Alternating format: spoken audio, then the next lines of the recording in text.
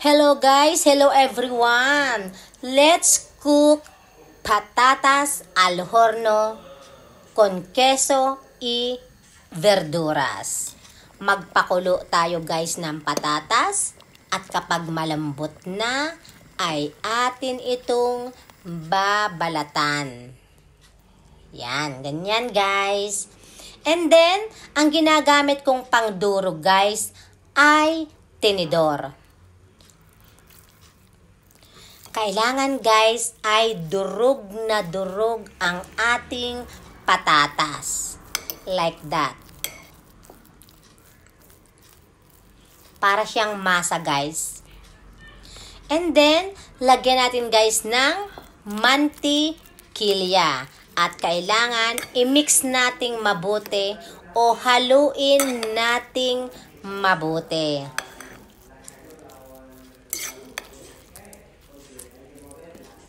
Very easy guys.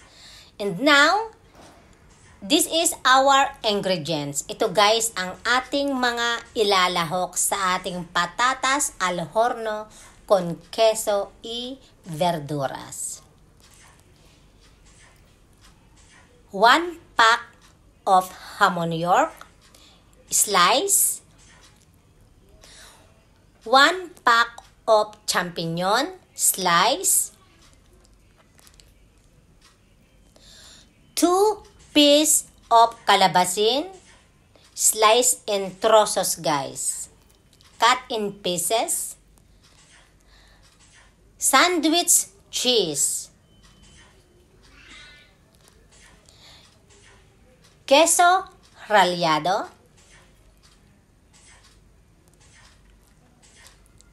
At syempre, ang ating patatas. Ayan. Para siyang masa. Very, very easy guys yan. A very quick menu. Let's fry the champignon. Igisa natin guys ang mushroom.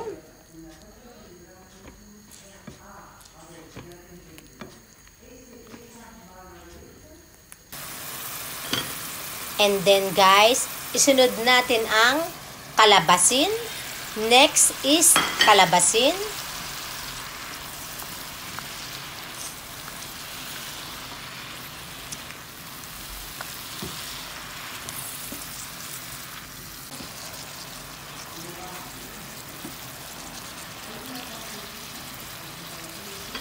And then, next is hamon York.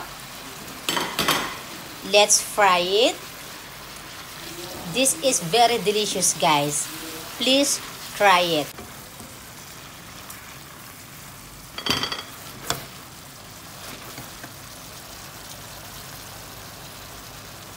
Okay.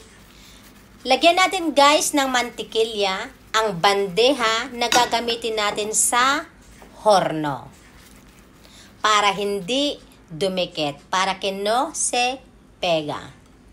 And then, lagyan natin ng sandwich cheese. Kailangan cover ang ilalim niyan. Like that. And then guys, ang masa ng patatas, ang ating dinurog na patatas, ay ilagay natin sa ilalim. Kailangan guys, medyo manipis lang ang ilalagay natin dahil gagamitin pa natin para sa pang ibabaw. See? Very easy.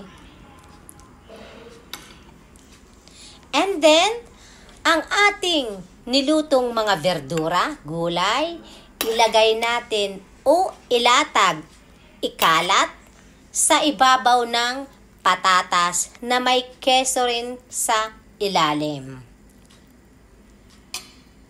Very, very delicious menu. Sure magugustuhan yung lahat. Like that guys.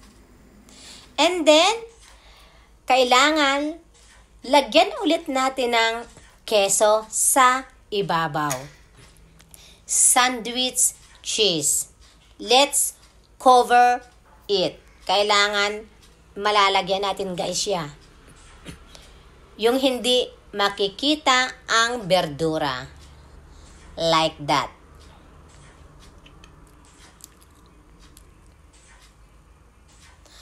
And now, last topping.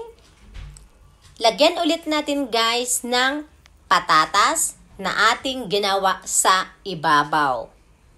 You see? Very easy. Let's cover it. Kailangan matatakpan natin lahat ang mga gulay. Hindi makikita. Ayan. And the last one. Lagyan natin ng queso rallado o cheese sa ibabaw. Let's cover it. Kailangan lalagyan natin ng queso lahat. See? Like that. Smell delicious. Okay, guys. And then, kapag na-covera na natin ng queso, kapag nalagyan na natin ng queso, kailangan ipapasok natin guys yan sa oven o sa horno. See? Ganyan guys ang labas niyan. Pag nakita nyo sa labas, ganyan ang style niyan. Yan ang makikita ninyo. And now, ilagay natin sa horno. Pero kailangan guys ay kailangan nating bantayan, vigilar. Porque la verdura y patatas ya está hecho. Dahil luto na siya guys. Kapag nagkulay brown na yung ibabaw, it's ready to eat.